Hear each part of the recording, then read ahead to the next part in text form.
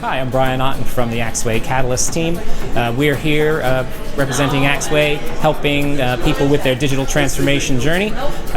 We've had a great time. It's a great event, working here with other partners. We were supporting our Chief Catalyst spiritual leader, Brian Pagano, who gave a talk in the main hall about what's at stake in surviving the digital future. I think he made a big impression on just what's at stake here for everyone and how to make sure that their technology vision matches up with their strategic vision for digital transformation. My fellow Catalyst John Wiese and I did a workshop in the breakout area where we talked about how the future API stack will have to support the full API lifecycle to be able to manage APIs effectively, and how to make sure that business partners and IT delivery teams can do that at scale. Hey there, this is Brian Pagano with Axway. I'm the Chief Catalyst over there. We're in San Francisco today at the API Days conference.